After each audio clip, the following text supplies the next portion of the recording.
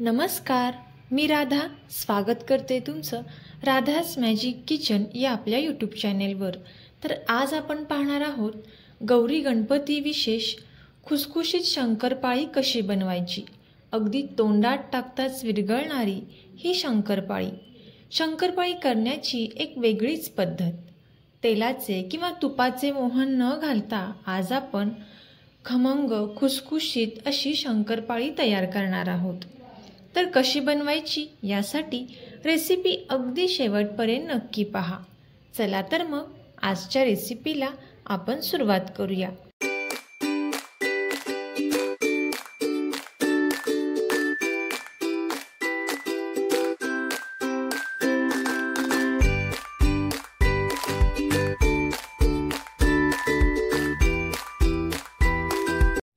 तर सर्वात अगोदर इथे आपल्याला एका पॅनमध्ये अर्धी वाटी साखर घ्यायची आहे आणि याचमध्ये अर्धी वाटी पाणी घालून घ्यायचं आहे। लक्षात ठेवा, ज्या वाटीने आपण साखर घेतलेली आहे त्याच वाटीने अर्धी वाटी पाणी इथे आपण घेतलेलं आहे। आता ही साखर आपल्याला या पाण्यामध्ये पूर्णपणे विरघळवून घ्यायची आहे। तोपर्यंत जर तुम्ही आपल्या चॅनेलवरती नवीन आला असाल तर नक्कीच आपल्या चॅनेलला सबस्क्राईब करा आणि सबस्क्राईबच्या पुढचे बेल आयकॉनचे बटन दाबा, जेणेकरून इथून पुढच्या येणाऱ्या छान छान रेसिपीज सर्वात अगोदर तुम्हाला पाहायला भेटतील। आता साखर थोडीशी पाण्यामध्ये विरघळवून घेतल्यानंतर त्याच वाटीने अर्धी वाटीला थोडेसे कमी घट्ट असे तूप इथे मी यामध्ये घातलेलं आहे। लक्षात ठेवा, तुपाचे प्रमाण इथे आपल्याला जास्त ठेवायचे नाही, नाहीतर शंकरपाळी ही तेलामध्ये विरघळू शकते। ज्या वाटीने साखर पाणी घेतले त्याच वाटीने अर्धी वाटीला थोडेसे कमी तूप इथे आपल्याला वापरायचं आहे। तुम्हाला जर तूप वापरायचे नसेल तर तुम्ही तेल सुद्धा इथे वापरू शकता। जेवढ्या प्रमाणात तूप घेतले तेवढ्याच प्रमाणात तेल इथे आपल्याला यामध्ये घालायचं आहे। आता इथे आपण पुन्हा एकदा हे चांगलं मिक्स करून घेतलेलं आहे। हे चांगलं मिक्स करून घेतल्यानंतर यामधील साखर ही पूर्णपणे विरघळलेली हवी। साखर पूर्णपणे विरघळल्यानंतरच गॅस आपल्याला बंद करून घ्यायचा आहे। आता यामध्ये आपण एक अर्धा चमचा वेलची पावडर घातलेली आहे। वेलची पावडर घातल्यानंतर पुन्हा एकदा इथे आपण हे चांगलं मिक्स करून घ्यायचं आहे आणि याला एक चांगली उकळी येऊन द्यायची आहे। आता लगेचच गॅसचा फ्लेम हा बंद करून घ्यायचा आहे। आता आपल्याला हे संपूर्ण मिश्रण कोमट करून घ्यायचं आहे।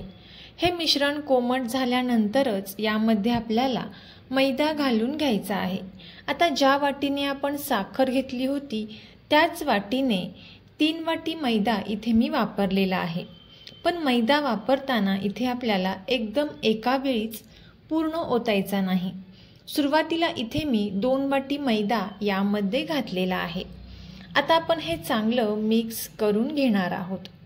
इथे आपल्याला हे मिक्स करताना एकसारखं असं चांगलं मिक्स करून घ्यायचं आहे, जेणेकरून यामध्ये गाठी राहणार नाहीत। लक्षात ठेवा, हे मिश्रण कोमट झाल्यानंतरच मैदा आपल्याला यामध्ये घालायचा आहे, नाहीतर मिश्रण हे खूप पातळ होऊ शकते। तुम्हाला जर 3 वाटी मैदा घालून सुद्धा मिश्रण खूप पातळ वाटत असेल तर तुम्ही आणखीन थोडासा मैदा यामध्ये वापरू शकता। आता इथे आपण 2 वाटी मैदा घातल्यानंतर पाहू शकता तुम्ही या पद्धतीचे मिश्रण इथे तयार झालेलं आहे। यानंतर आणखीन 1 वाटी मैदा इथे मी यामध्ये टाकणार आहे।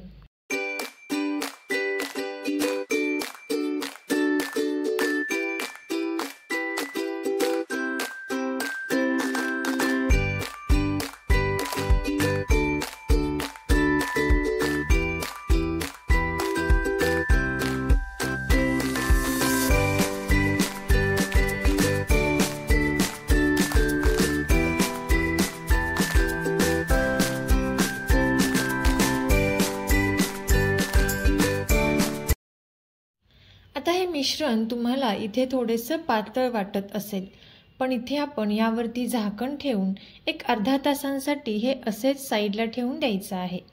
अर्ध्या तासानंतर पाहू शकता इथे आपले हे मिश्रण घट्ट असे तयार झालेलं आहे। आता यामधील एक गोळा इथे आपल्याला काढून घ्यायचा आहे आणि आपण हा लाटून घेणार आहोत। गोळा घेताना इथे आपल्याला थोडासा मोठासा घ्यायचा आहे।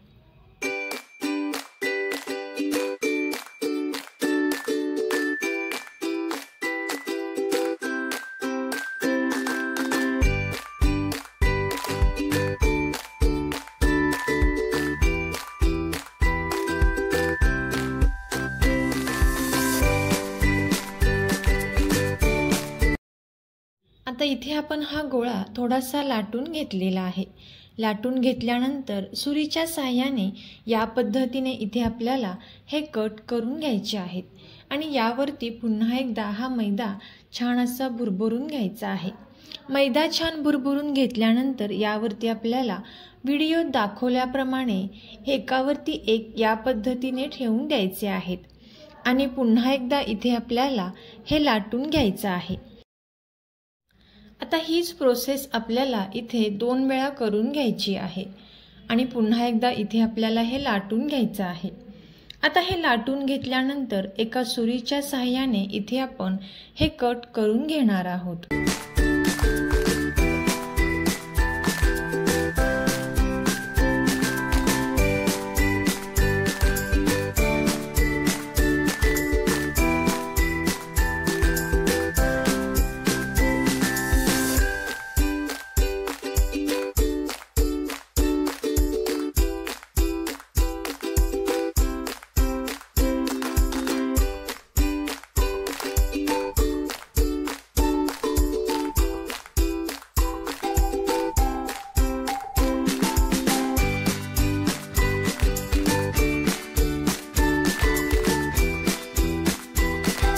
तर इथे आपण ही शंकरपाळी कट करून घेतलेली आहे। तुम्ही इथे तुम्हाला हव्या त्या आकाराच्या शंकरपाळ्या कट करून घेऊ शकता। आता एका पॅनमध्ये तेल छान गरम करण्यासाठी ठेवलेलं आहे। तेल छान गरम झाल्यानंतर शंकरपाळी इथे आपल्याला या तेलामध्ये सोडायची आहे आणि त्यानंतर गॅसचा फ्लेम इथे आपल्याला कमी करायचा आहे। मंद आचेवरती इथे आपण ही शंकरपाळी छान अशी तळून घेणार आहोत। आता इथे आपण एक 5 ते 6 मिनिटांपर्यंत मंद आचेवरती ही शंकरपाळी छान अशी तळून घेतलेली आहे। याला सोनेरी छान असा कलर आलेला आहे। सोनेरी असा कलर आल्यानंतरच आपल्याला शंकरपाळी तेलामधून काढून घ्यायची आहे। आता इथे आपण याच पद्धतीने बाकीच्या सुद्धा सर्व शंकरपाळ्या तयार करून घेतलेल्या आहेत। तर तुम्ही सुद्धा ही रेसिपी नक्की ट्राय करून पहा आणि आपले मित्र मैत्रिणी आणि नातेवाईकांसोबत ही रेसिपी शेअर करायला अजिबात विसरू नका। Thank you.